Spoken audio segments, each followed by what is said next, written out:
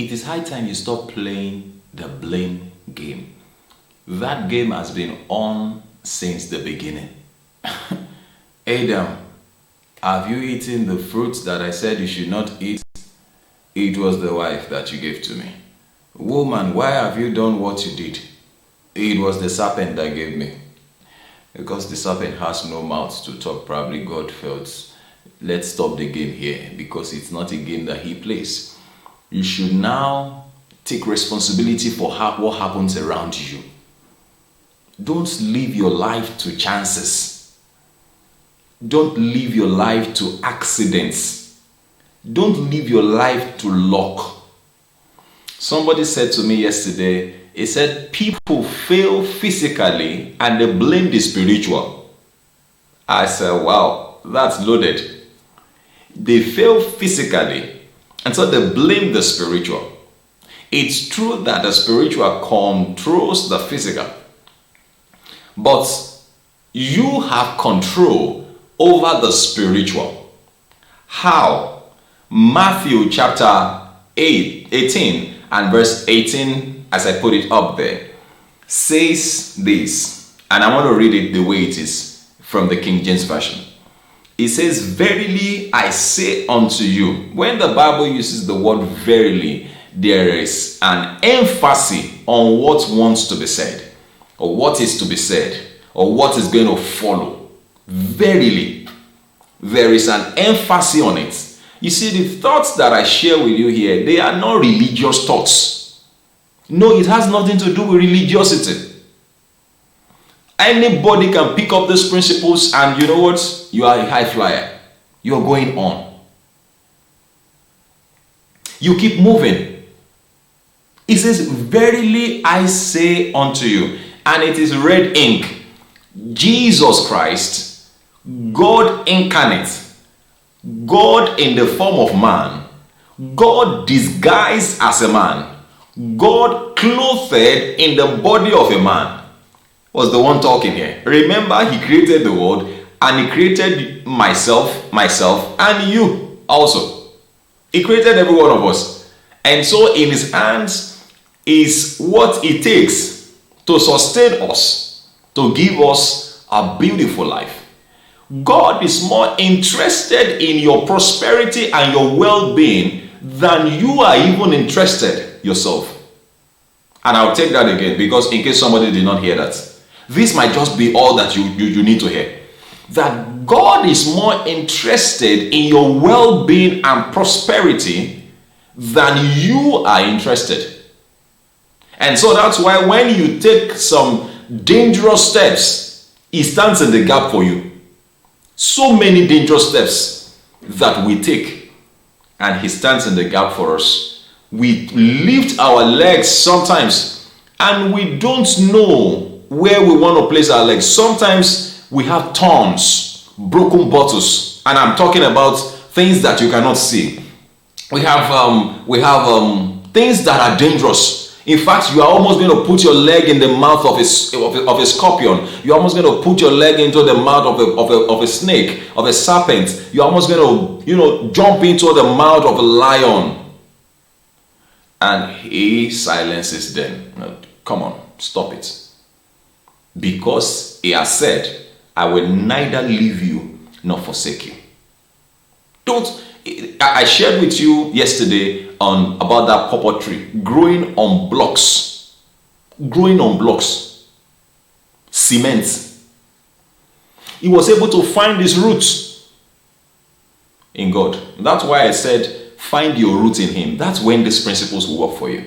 And so let's go back. It says, verily I say unto you, with emphasis, I say unto you, whatsoever ye shall bind on earth shall be bound in heaven. Did you get that?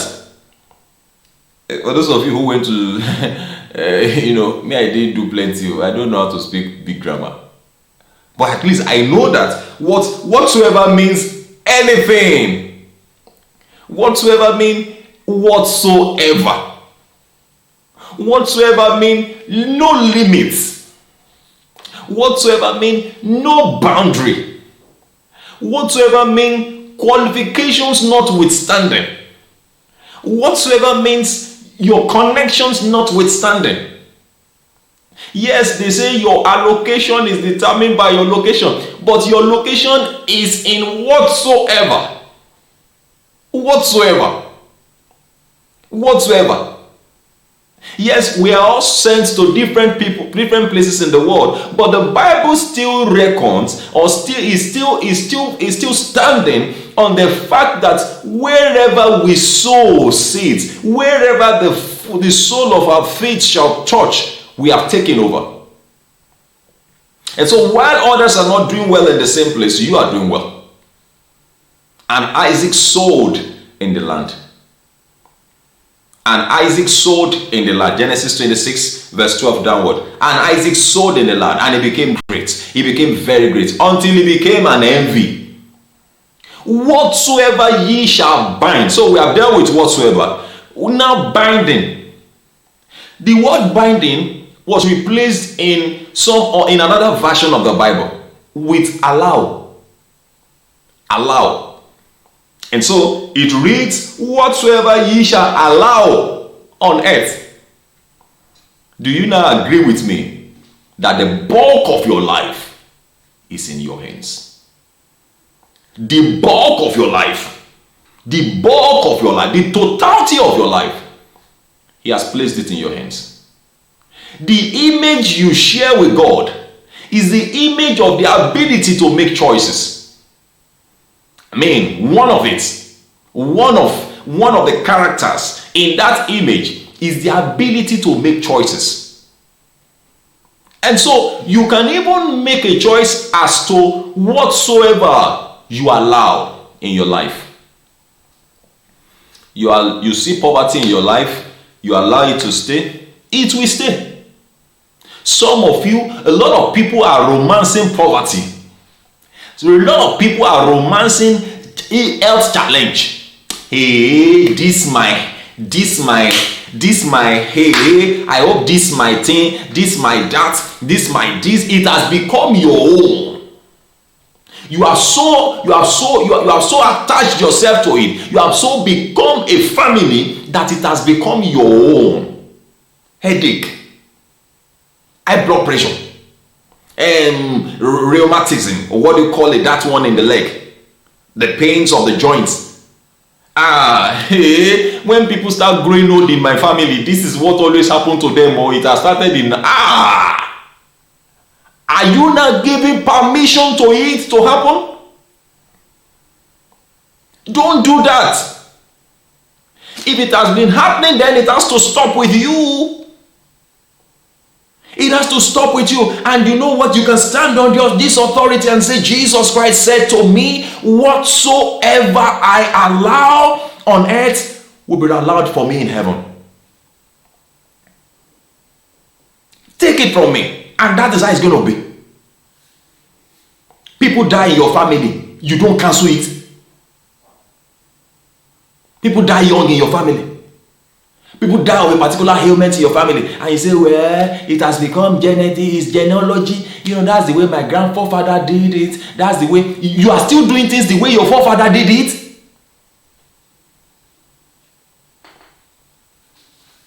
Even if it is a name that is causing problem in your life, can't you change it? Is it by force?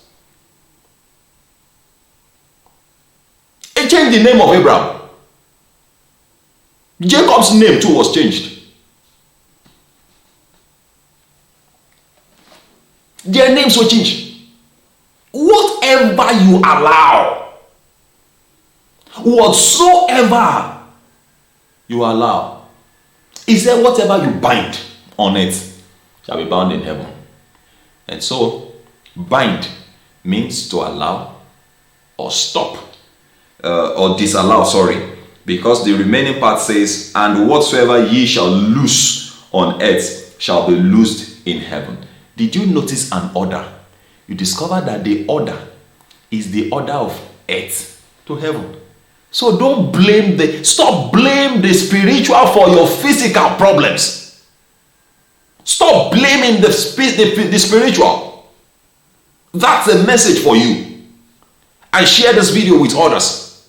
Stop blaming the spiritual for your physical errors, for your physical allows, for your physical, for your physical, the things that you allowed. You allowed it. You failed and you said, well, my father didn't pass through. Does that mean that you too must fail? You allowed it. If your dad allowed it, then must you too allow it. If your mom allowed it, must you too allow it? Whatsoever you allow, I am opening your eyes of understanding. And something is telling you, don't mind him, don't mind it. That's the devil telling you, don't mind it. If you don't mind me now, you will mind me later. And some of you have become too familiar. You say, but I know him, I see another guy. But today God is sending me to you. He is sending me to you. Don't be too familiar. Don't know me too much and feel that I know him now. No. God is sending me to you. Whatever you allow will be allowed in heaven, because heaven controls the earth. However, we have been given the right to place demands on heaven by what you allow.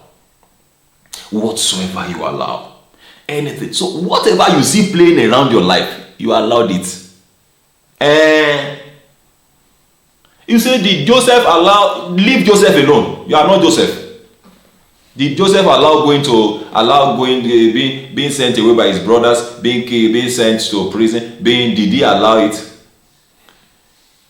You know what? He allowed it. You want to ask me how? I will tell you quickly. He allowed it because he allowed that dream. His eyes were set on a particular dream. That means that when you allow certain things and they are positive, the gates of hell will always rise up against you. But you know what? The way Joseph won, you will also win. Because heaven will keep backing you up. You will always win. Apostle Paul said, there are many doors, many effectual doors that have been opened unto me. He said, but the adversaries too are many. So, following every door of opportunity, every effectual door that is opened unto you, there will be adversaries. But know this, you are more than a conqueror, because Christ has won for you.